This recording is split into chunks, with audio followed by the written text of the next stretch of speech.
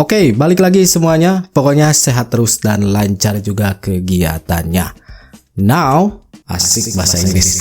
Sekarang tentu saja masih mengenai Roy Suryo CS. Teman-teman juga pasti sudah pada tahu ya bahwa mereka terus membangun narasi. Narasi-narasi yang dibangun, yang dibuat itu sudah bersebaran di berbagai sosial media yang dimana mendapatkan banyak respon. Bukan dari netizen saja yang aktif di sosial media, tapi juga orang-orang yang berpengaruh kayak advokat, kemudian analis, kemudian pakar hukum, dan yang lainnya. Yang dimana tentu saja membungkam telak apa-apa yang disampaikan oleh Roy Suryo CS mengenai ijazah Pak Jokowi yang dipermasalahkan. Kali ini ada video yang sangat menarik untuk kita tonton dari analis politik, kemudian ada advokat juga, yang dimana mereka itu memberikan respon yang bisa dibilang tegas, nancelep, yang ditujukan kepada Roy Suryo CS yang terus mempermasalahkan ijazah Pak Jokowi. Kita langsung saja lihat videonya. Kami tidak hanya berhenti di sini, karena kami akan menyampaikan ini ke level yang lebih tinggi lagi, yaitu di level internasional. Level Ini internasional murni katanya. kajian ilmiah, tidak ada apa yang dinamakan dengan bias atau kebencian atau tendensi untuk mencemarkan nama baik gitu.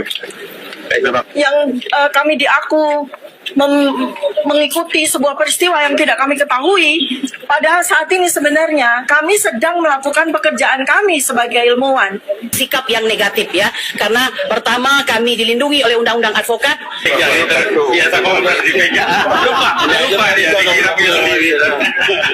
Ya, asasi manusia.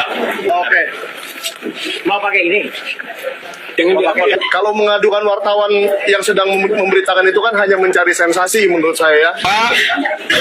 Pemerintah, ya, pejabat, ya, maupun korporasi dan kelompok orang itu boleh dikritik, maknanya nggak boleh melaporkan. Rasanya.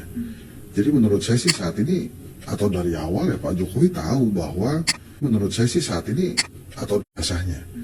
Jadi menurut saya sih saat ini atau dari awal ya Pak Jokowi tahu bahwa tentang keaslian ijazah itu bukan dia yang bertanggung jawab, tapi UGM. Nah UGM tuh udah berkali-kali bilang bahwa ijazah Jokowi asli dan dia kuliah.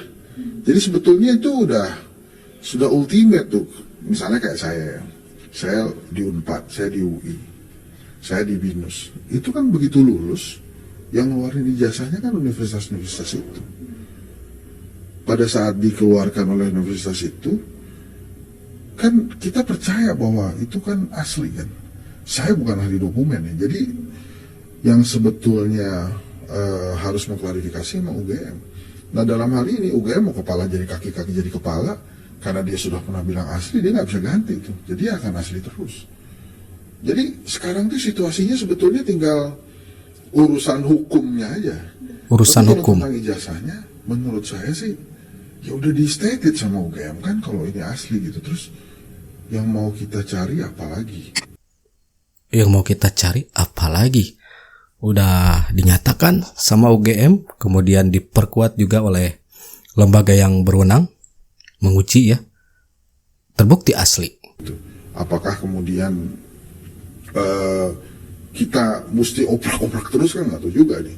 Makanya tujuan dari teman-teman yaitu hak ya, Roy Suryo, kemudian Dr. Tifa dan teman-teman respon, silakan aja untuk mempertanyakan itu gitu. Tapi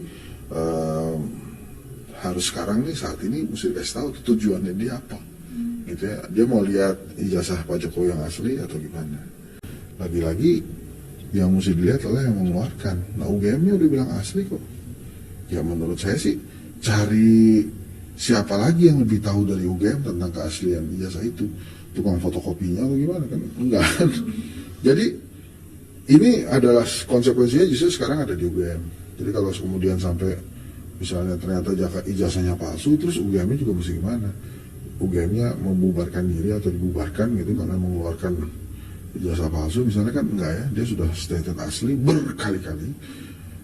Polisi juga kemarin bilang, tapi menurut saya sih polisi mohon maaf ya, level hak menyatakan itu asli atau tidak, itu lebih tinggi UGM yang mengeluarkan ijazahnya.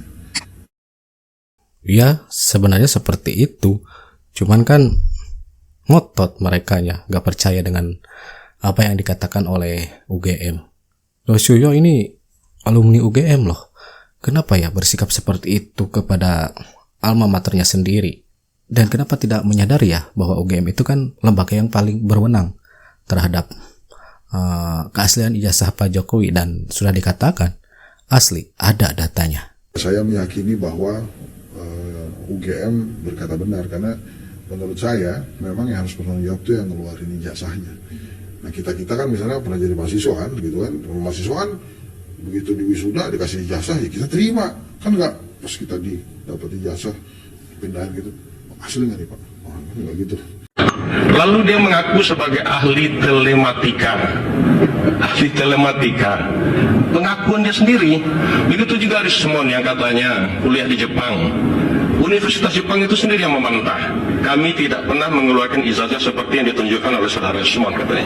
Harus itukah yang kita percaya? Institusi negara kita abaikan, lalu orang-orang yang berkowar ini, yang tidak jelas ini, apakah ini pesanan atau settingan atau apa? Lalu itu yang kita percaya. Akal sehat kita di mana? Ini bangsa besar loh. Indonesia ini bangsa besar, kata Pak apa tadi itu 287 juta, dan kita cukup diperhitungkan di dunia ini. Jadi saya melihat begini, kasus ini sebetulnya adalah kasus remeh-temeh, betul apa yang dikatakan.